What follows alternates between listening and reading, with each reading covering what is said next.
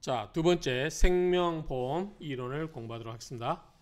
자, 생명보험의 기본 원리는 뭐냐? 첫 번째, 생명보험은 동질의 위험, 동질이라니까 같은 위험, 같은 성질인 것이죠. 예컨대 암보험하고 예컨대 뇌 관련된 질병을 같이 묶어서 보험을 설계하지는 않죠. 암은 암대로, 뇌는 뇌대로. 그래야만 거기서 일정한 통계가 나오기 때문에 일치하겠죠. 그래서 암, 뇌 이런 게 전부 별도의 성질의 것이다.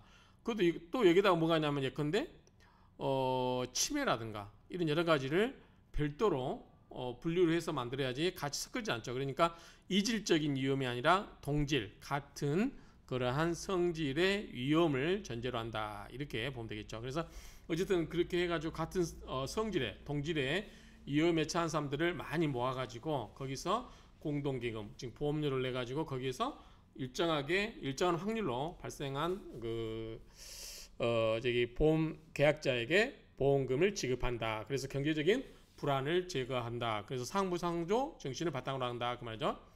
자, 생명보험의 기본 원리는 대수의 법칙. 대수의 법칙이라고 하는 것은 앞에서 이야기했다시피, 자, 여기에 보험 모집 집단이 1만 명이 있다. 그리고 여기에서 일정한 보험 사고가 생길 확률이 100명이다. 이런 식으로, 자, 대수의 법칙이라는 것은 이 1만 명이 모여야 되는 거죠. 만약에 혼자라면 뭐예요? 보험 들 필요가 없죠. 100% 아니면은 빵 퍼센트. 그렇죠? 그래서 일정하게 이 수가 많아져야 여기서 일정하게 몇 퍼센트의 보험 사고가 발생한다. 그렇기 때문에 대수법칙 많은 수의 이 구성원들이 필요하다. 이게 대수법칙이고, 그 다음에 사망률과 생명포. 그럼 여기 사망률과 생명률이라는 것은 여기에서 일정한 보험 사고가 예컨대 20세에서 50세 사이에 예컨대 몇 명이 죽을 것인가 통계학적으로 그런 거를 나타내는 거죠. 그래서 사망률과 생명표가 필요하고, 그 다음에 수지상등의 원칙입니다. 수지상등의 원칙. 이건 뭐냐면, 자, 보험 계약자가 뭐를 내죠? 보험료를 내요. 보험료를 예컨대 만 원씩 냈다. 1만 원씩. 자, 1만 명이면은 1억인가요? 만, 10만, 100만, 1000만, 억, 1억이죠. 자, 1억이 발생했어요. 자, 여기에서 이렇게 사업비 같은 거 다 빼고 100명의 사고가 발생했어요. 그러면은 자, 이것을 똑같이 맞춰주려면 만 명이 만 원씩 내가지고 1억인데 100명이 사고 났으면 이 100명에게 얼마씩 줘야 되죠? 100명에게 100만 원씩인가요? 100만 원씩? 그쵸? 100만 원씩 줘야 됩니다. 그래서 한 사람당 만 원씩 내가지고 100명에게 100만 원씩 주는 거, 이런 것을 자, 여기서 들어가는 돈과 여기서 나오는 돈 것을 똑같이 맞추자. 여기는 이제 물론 이 보험금 외에 뭐가 있어요? 사업비라는 게 있죠. 사업비라는 거, 예컨대 보험 모집인 수당이라든가 보험회사의 운영비 이런 게 있고, 여기에 또 뭐냐면 이거는 이제 비용이 강하다면 이율적인 이자에 관한 부분도 있죠. 이런 걸 다 감안하겠지만 어쨌든 간단하게 정리하면 보험 설계할 때 보험료를 책정할 때 여기에 들어가는 돈과 여기서 들어간 돈, 나온 돈이 일치하게 만들자. 이거를 뭐다? 수지상등의 원칙이라고 한다. 그 말이죠. 자, 수는 수입할 때 숫자죠. 지는 지출할 때 지자. 상등은 서로 같을 등자죠. 수지상등의 원칙. 그러니까 수입과 지출을 똑같이 맞추자. 아마 한자 맞을 거예요. 이렇게 수지상등의 원칙이라는 게 그렇다. 이렇게 보면 되겠죠. 자, 그 다음에 이제 대수법칙은 많이 이야기했으니까 넘어가면, 여기서 이제 그 주사위를 말이죠. 주사위를 예컨대 3번 던지면, 주사위를 3번 던져가지고 나올 확률이 몇 퍼센트? 1번, 2번, 3번, 4번, 5번, 6번.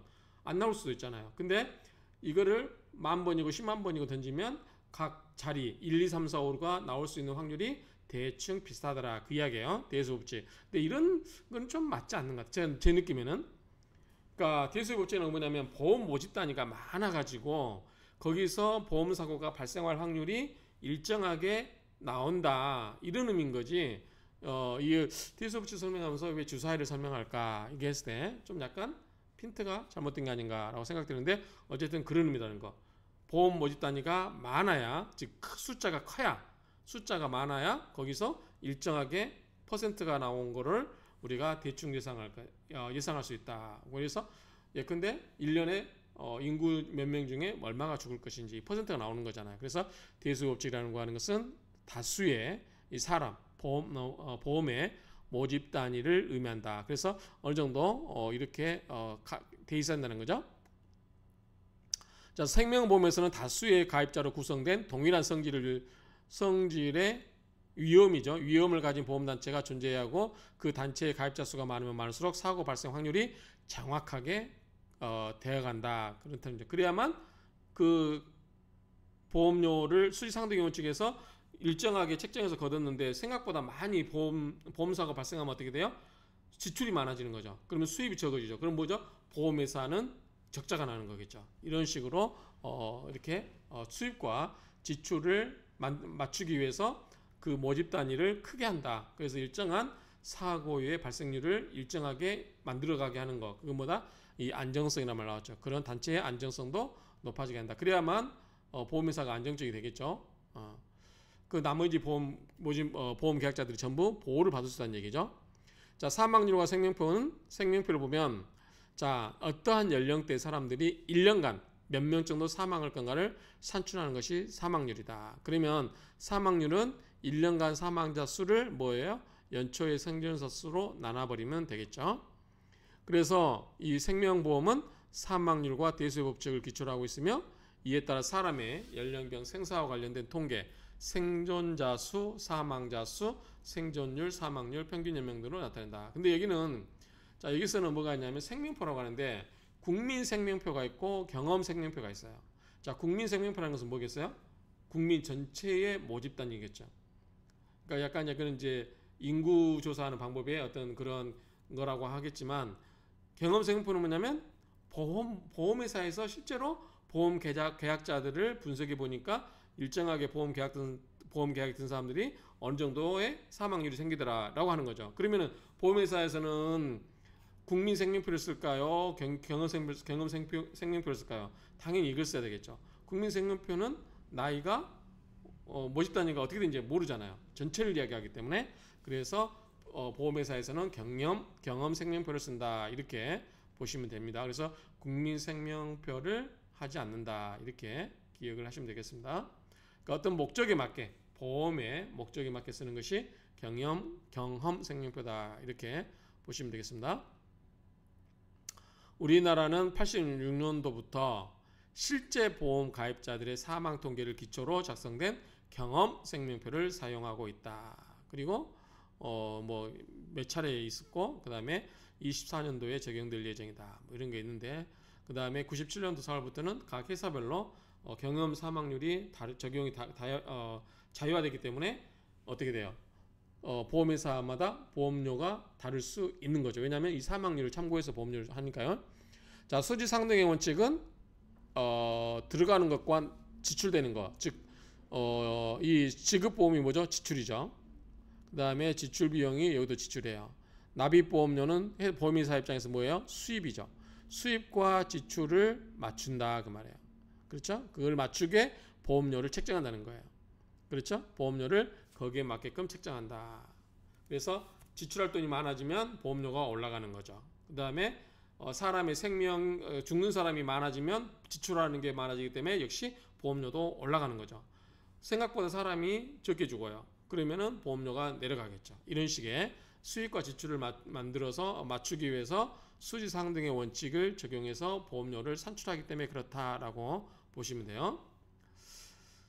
자, 이는 다수의 동일 연령의 피보험자가 같은 보험 종류를 동시에 계약했을 때 보험기간이 끝나면 수입과 지출의 균형이 맞도록 순보험료를 계산하는 것을 의미한다. 그 말이죠. 그래서 이것은 수지상등은 수입과 지출, 즉 보험료의 수입과 보험금이라고 하는 지출 플러스 비용, 예컨대 사업비 이런 것들을 합친 금액과 일치하도록 한다. 이게 수지상등의 원칙이다. 그 말이죠. 그죠? 자, 두 번째 보험 계약의 요소를 보겠습니다. 자, 먼저 시작하기 전에 자, 보험 계약자가 있죠. 계약자. 보험 계약자는 뭐죠? 가입자예요. 가입자. 그러니까 뭐죠? 이거는 사람이고. 자, 보험 계약자가 보험을 가입을 해요. 그리고 요거는 이제 사람이고, 그 다음에 여기에 맞대응하는 게 뭐죠? 보험자예요. 보험자. 상법 용어로는 보험자라고 하는데 여기는 이제 보험회사죠. 회사. 자, 이렇게 있을 때 어떤 일이 발생하는지 한번 볼게요. 자, 보험 계약자는 기본적으로 뭐를 해야 할까요? 보험료를 내야 되겠죠. 여기는 뭐죠? 보험료를 내겠죠. 가장 쉽게 이야기해서. 보험료를 내고, 보험 계약자는 뭐예요? 보험사고가 발생하면 뭐죠? 보험금을 지급하죠. 그리고 보험 계약자는 보험에 가입하려고 했을 때 내가 병이 있는지 없는지, 과거에 수술한 적이 있는지 없는지, 이런 여러 가지 보험회사가 나를 보험 계약자로 받아들일 건지 말 건지, 그걸 우리가 인수라고 해요. 나중에 언더라이팅이라고 하는데, 인수를 할 건지 말 건지를 알려주기, 결정하기 위해서 뭘 해준다? 고지 의무가 있다. 고지 의무가 있는 상법상의 용어고, 이제 보험에서는 통상적으로 계약 전 알릴 의무라고 하는 건데, 계약하기 전에 알려줘야 될 의무. 보험회사가 나를 보험 계약자로 받아들일 건지 말 건지 선별하게 알려줄 그런 정보를 알려주라고 하는 거죠. 그 다음에 또 뭐가 있어요? 뭐 이 사항은 통지 의무가 있겠죠. 왜냐하면 보험회사는 하나지만 보험 가입자는 수도 없이 많아요. 그런데 보험회사가 일일이 보험 계약자를 동태 파악을 할 수는 없잖아요. 뭐 GPS 달아놓고 위치 파악하는 게 아니기 때문에. 그래서 뭐 통지 의무, 그 다음에 뭐 계약 주소가 바뀌거나 또는 뭐 이렇게 위험이 증가됐거나, 예컨대 사무직 일하다 갑자기 이제 뭐 생산지로 가거나 그러면 위험이 증대된 거 아니에요. 그때 위험이 증대될 때 알릴 의무, 여러 가지 통지 의무가 있다 그 말이죠. 그 다음에 보험회사는 이제 보험금 지불 의무가 가장 큰 거죠. 그래서 여기에 이런 전제로 이제 보고 시작하면 되겠어요. 자, 보험 계약 관계자라고 하는 것은 보험 계약자, 아까 이야기했죠. 그 다음에 피보험자는 뭐냐면 보험의 목적에 붙여지는 거. 자, 보통은 A라는 사람의 몸에 또는 A라는 사람의 사망을 목적으로 해서 하고, 상속은 누가 받아요? A의 법정 상속인들. 그게 뭐냐면 수익자예요. 보험금을 받는 사람. 만약에 사망보험은 내가 수익자 될 수는 없겠죠. 내가 죽으면 나를 목적으로 했다면. 그런데 이제 예를 들어서 와이프가 보험 계약자예요. 계약자. 그리고 남편을 보험의 피보험자를 사망을 목적으로 보험을 들어요. 그리고 나서 남편이 죽으면 보험금을 누가 받아요? 이 와이프가 받을 수도 있고 자식들이 받을 수도 있겠죠. 이게 뭐냐면 수익자예요. 수익자. 자, 이게 보험회사고요. 그래서 와이프가 보험회사와 계약을 맺고 남편의 사망을 보험계약을 했을 때 와이프는 보험계약자고 남편은 피보험자, 보험에 붙여진 자죠. 보험에 붙여진 자, 보험을 당한 자예요. 보험에. 그래서 P는 뭐죠? 우리가 수동태잖아. 수동태. 당한 자, 보험에 붙여진 자. 보험 수익자는 뭐죠? 말 그대로 이익을 얻는 자예요. 보험금을 받는 자예요. 그래서 이 보험 수익자는 보험 계약자도 될 수 있고, 뭐죠? 아닌 제3자가 될 수도 있겠죠. 여러 가지 그는 경우에 따라서 사망이냐, 뭐 상해냐, 여기에 따라 다를 수 있겠죠. 자, 보험 계약자는 한 사람일 수도 있고 두 사람도 상관없어요. 그 다음에 보험 계약 들은 사람이 자연이든 법이든 상관없어요. 근데 19세 미만자, 우리 성년이 안 된 자, 미성년자죠. 미성년자는 어떻게 돼? 친권자나 후견인의 동의가 필요하다. 이거는 민법상의 미성년자의 대리권이 대리에 관한 내용이죠. 그래서 친권자나 후견인이 있어야 이 사람들의 동의가 필요하다 그 말이죠. 미성년자의 법률행위는 그렇다 그 말입니다. 자, 피보험자는 여기서는 제일 억울한 거라도 어떻게 보면은 보험의 목적에 붙여있기 때문에 굉장히 리스크가 있죠. 왜냐하면 나를 보험을 가입시켜놓고 나를 죽여버리면 어떻게 돼요? 나는 그냥 보험이 든지도 모르는 사이에 어떻게 내가 보험에 객체가 돼가지고 죽임을 당하고 보험금을 누가 딱 한다. 그럼 생각만 해도 끔찍한 거 아니에요. 나도 모르게. 그래서 이런 경우는 뭐냐면 이 피보험에 붙인 자의 뭐가 아니라 서면 동의, 구두 동의가 아니에요. 반드시 서면 동의를 받아서 이 사람이 나를 보험에 붙이는 거에 대해서 찬성한다. 이게 돼 있어야 되겠죠. 그렇지 않으면 제3자가 아무나 저를 피보험자로 해가지고 보험에 붙여서 제3자로 하여금 나를 청부살인 시키고 거기서 보험금을 받아간다면 세상이 얼마나 혼란스럽겠어요. 그렇기 때문에 이 도덕적인 위험을 방지하기 위해서 피보험자는 반드시 서면 동의를 받도록 하고 있다. 살인을 목적으로 하는 경우, 사망보험의 경우에 이런 경우는 반드시 서면 동의에 구두 동의가 아니에요. 다시 피보험자는 1명 또는 2명 이상은 제한이 없다고 하는데 예컨대 이제 나중에 배우겠지만 단체 보험 같은 경우 있어요. 예컨대 택시를 생각하시면 택시 회사가 택시 기사들이 운전하는 거를 단체로 보험 계약을 들어요. 그래서 이 사람들이 다치거나 그러면은 보험금을 택시회사가 갖는 거죠. 그 나머지는 또 이제 그 수익자를 그 유가족에게 줄 수도 있어요. 택시 기사가 운전하다 사망했다. 그러면 그 사망금을 전부 보험회사가 갖는다고 하면 문제가 생기겠죠. 이게 이제 단체 보험인데 예를 들어서 이제 그 택시 기사가 사고를 내 가지고 택시를 망가뜨렸다. 그러면 그 정도 그 비용은 보험회사가 갖고 나머지 돈 있으면은 유가족에게 준다. 그러면 문제가 없겠죠. 그런데 무조건 전액을 다 보험회사 갖는다. 그럼 문제가 생기겠죠. 이게 이제 단체 보험에 관한 문제인데 이건 이제 제가 법무부 있을 때 유권에서 들어온 부분이에요. 이건 나중에 기회가 되면 이야기하도록 하겠습니다. 그래서 이게 이제 위헌이냐 아니냐 그런 부분이 있었거든요. 근데 위헌은 아닌 걸로 일단 답을 냈었는데 어쨌든 그게 이제 피보험자는 그만큼 리스크하다. 왜냐하면 내가 보험에 붙여졌기 때문에 누구나 나를 타겟으로 할 경우는 굉장히 내 목숨이 왔다 갔다 한다. 그래서 나의 서면 동의가 꼭 필요하다. 이렇게 이야기를 하시면 되겠습니다. 자, 보험 수익자는 좋겠죠? 보험을 받는 자. 근데 일반적으로 정해지지 않으면 누가 받아요? 상속인이 받겠죠. 그래서 보험금 청구권을 지정받은 사람이다. 그리고 수나 자격에는 제한이 없고 지급 사유가 발생하면 보험회사에 보험금을 청구하여 받을 수 있다. 보험회사는 기본적으로 이제 보험자라고 해요. 보험자. 그래서 보험계약자와 보험자가 보험계약을 체결한다. 그러죠?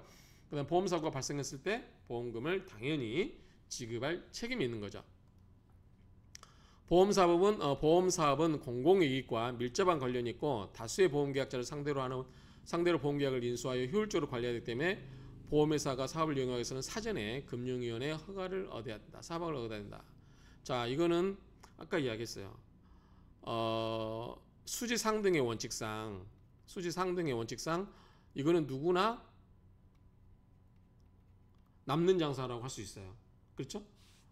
보험료를 살짝 늦게 해가지고 보험회사에서 운영하는 운영비, 보험을 모집하는 보험 모집인들에게 모든 비용을 포함시켜서 보험료에다가 딱 해서 그거를 보험을 팔아요. 그러면 실제로 보험회사는 별로 손해날 게 없죠.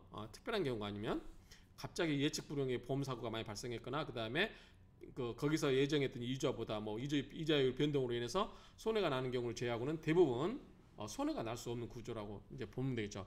그러면 또 뭐가 있냐면 은행은 뭐죠? 기본이 이제 예대 마진이잖아요. 예금과 대출을 그 차익을 갖고 수익을 내는 거죠. 그렇기 때문에 일종의 땅 짓고 혐기라고 할 수 있죠. 그렇다 보니까 이건 누구나 이거를 하고 싶어하는 유혹이 될 수 있죠. 그래서 이거를 이렇게 특히 이제 여기서 또 돈을 갖고 먹튀할 수도 있잖아요. 그걸 막기 위해서 이제 이거를 감독을 하는 거죠. 국가의 관련 기관이. 그게 뭐냐면 금융위원회가 이러한 업을 하겠다라고 하면 허가라든가 인가를 내주게끔 돼 있고요. 그래서 인허가가 관련되면 무조건 금융위예요. 금융위.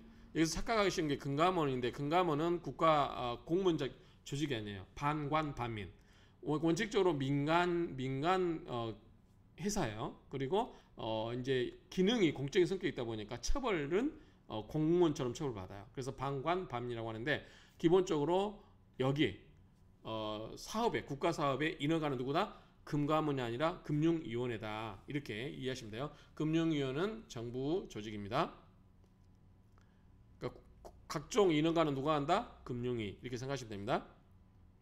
자, 생명보험 계약의 내용을 보면 보험사고라는 것은 그 보험 계약에서 정해진 사건 사고죠. 그래서 예컨대 생사, 상해, 질병 이런 것들이 다 뭐예요? 보험사고예요. 그렇죠? 손해보험 같은 경우는 뭐가 있어요? 자동차 사고면 자동차 사고가 되겠죠. 화재보험 같으면 자동차 화재가 되겠죠. 그렇게 보험사고가 발생하면 여기에 대해서 보험금을 지급한다. 그래서 보험금 지급 사유라고도 한다. 이렇게 보시면 됩니다. 그 다음에 여기서 이제 장애, 입원, 진단, 수술, 만기 이런 거 있는데 요거를 이제 우리가 상해, 질병, 간병 이거를 우리가 3보험이라고 그래요. 3보험. 자, 이건 왜 그러냐면 기본적으로 생명은 정해져 있어요, 안 정해졌어요? 앞에서 이야기했죠. 거지의 목숨이나 대통령 목숨이나 똑같다. 근데 보험금이 3억이다. 사망하면 그냥 주는 거예요. 이건 뭐다? 정해져 있는 금액이에요. 그다음 손해는 뭐냐면 손해보험. 손해보험은 실제 손해가 얼마나 발생하냐. 불이 발생했다. 불이 났다. 그러면은 초반에 잡았으면 손해가 적을 것이고 불이 다 타버렸다. 전손이라고 그러죠. 전손. 완전히 타버리는 거죠. 완전 손해가.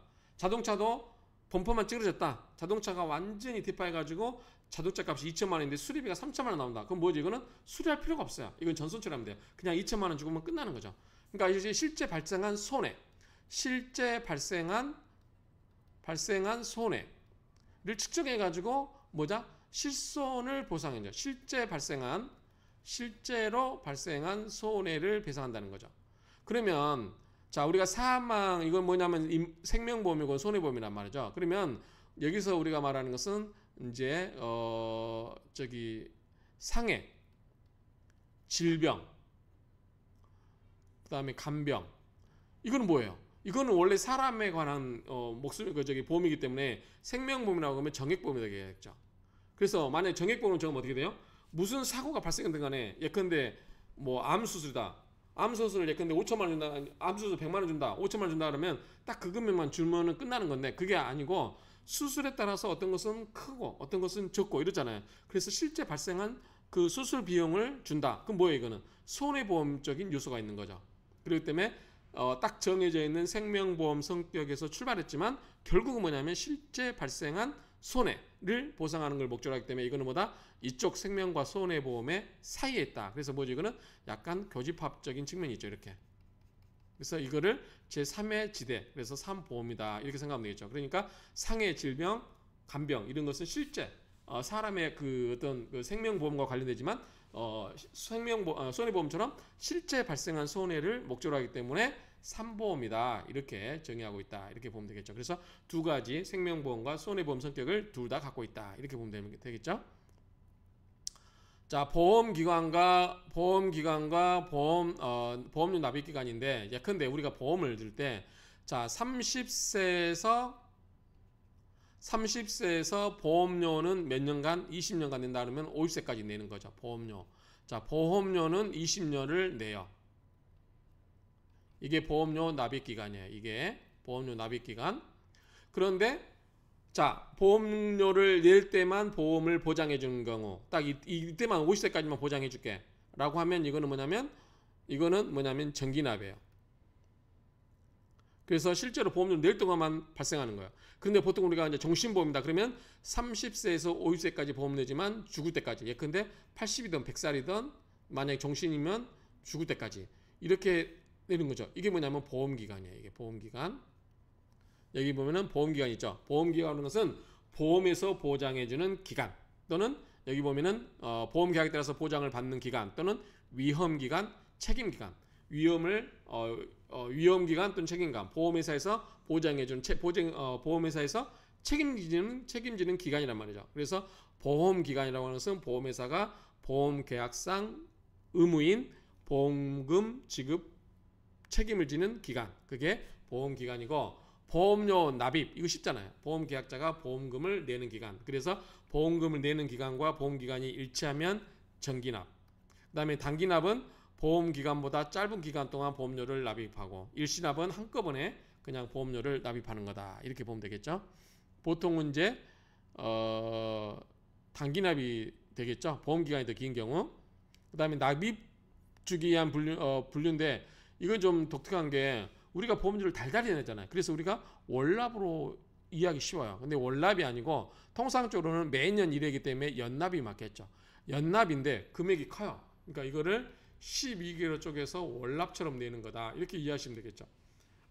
그래서 보험료 납입 주기는 기본적으로 원칙적으로보다 매년 내는 연납이 원칙이다. 이렇게 보면 되겠죠.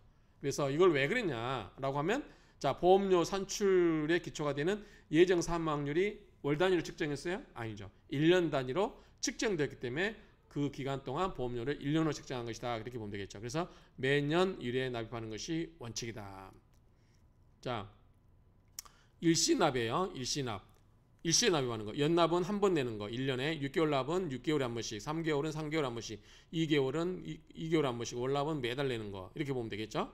뭐 크게 어려운 데 있는 게 아니고 보험료는 원칙적으로 뭐다? 연납이 원칙이다. 이렇게 기억하시면 될 것 같아요. 매년 1회니까 연납이 원칙이고 월납이 원칙이 아니다. 이 말이죠. 자, 보험료를 일시에 납입하는 경우는 자, 이거는 뭐냐면 우리가 보험료를 책정할 때 뭐가 있었어요? 이자가 있었어요. 이자, 사업비,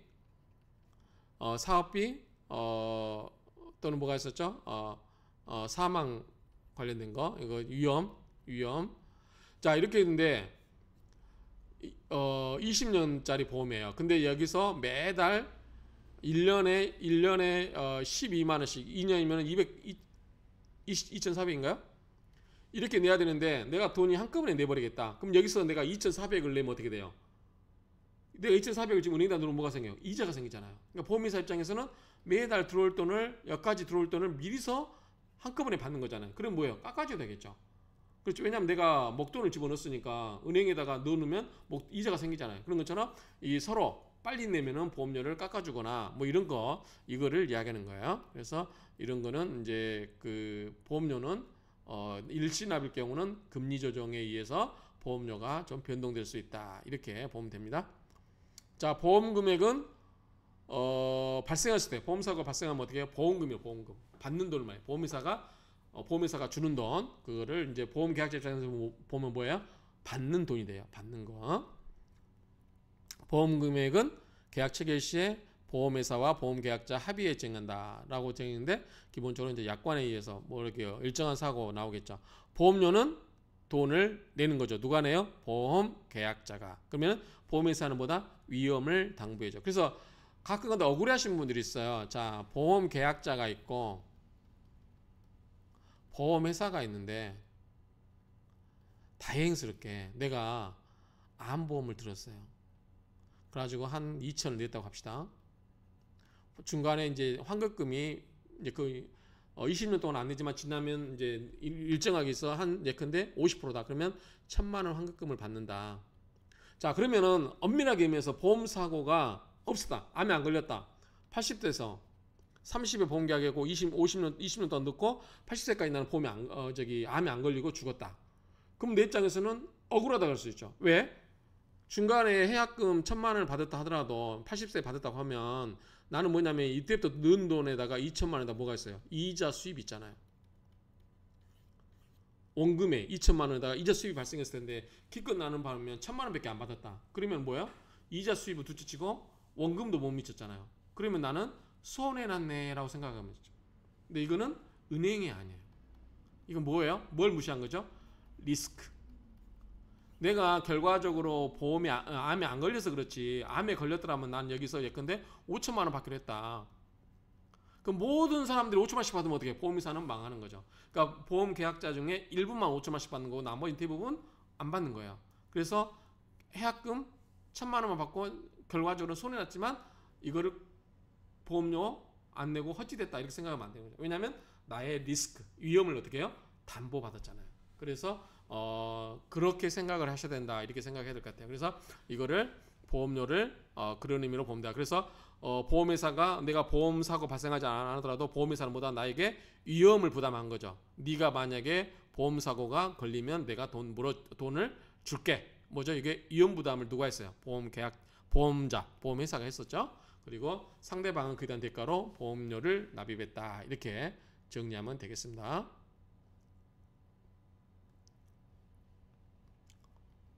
앞에서 했던 내용들이니까 넘어가고요. 여기까지만 한번 볼까요? 한번 주의 문제를 한번 볼까요? 다수의 사람보다 개인을 대상으로 한 보험사고 발생 확률이 측정이 되셨다. 말이 안 되죠. 다수의 사람보다는 개인을 대상으로 한 것은 보험사고가 들쭉날쭉하겠죠. 오히려 수가 많아야 된다. 보험 집단 많아야 된다. 이게 뭐예요? 이거 뭐에 관한 설명이에요? 대수의 법칙에 관한 거죠. 자, 생명보험은 이질적인 거, 이질적이지 않다고 그랬죠. 같은 위험을 가진 동질적인 위험을 가진 다수의 가입자로 구성된 보험단체가 존재해야 된다. 자, 보험계약자는 2인 이상이어도 상관없으나 피보험자는 반드시 1인이어야 된다. 아니라고 했죠. 뭐죠? 단체보험. 단체보험. 예컨대 저기 학생들 수학여행 가면서 해당될까요? 한 버스 타는 그 학생들을 단체로 보험을 들었을 때 피보험자는 한 사람뿐이 아니다. 그다음에 보험료 납입 기간이 보험기간과 동일한 경우를 정기납, 짧은 경우를 뭐죠 이게? 단기납이라고 그러나요? 단기납이라고 그러죠? 아까 볼까요? 일시납은 뭐죠? 한꺼번에 내는 거죠. 단기납. 네, 단기납. 보험기간보다 짧은 기간 동안의 보험료는 단기납이라고 한다. 말장난 같아요. 자, 보험료는 매월 1회 납입하는 것이 원칙이다. 아니라고 했죠. 뭐가 원칙이다? 연납이 원칙이다. 연납이 원칙인데 왜 그런다? 사망률 이런 통계를 기본적으로 뭐다? 연단위로 하기 때문에 연납이 원칙인데 한꺼번에 목돈을 내야 되는 보험계약자의 편의를 위해서 그냥 12개월로 쪼개가지고 매월 얼마씩 내는 걸로 했을 뿐이다. 이렇게 정리를 하면 되겠습니다. 자, 여기까지 하고 좀 끊겠습니다. 너무 길어서 강의들이.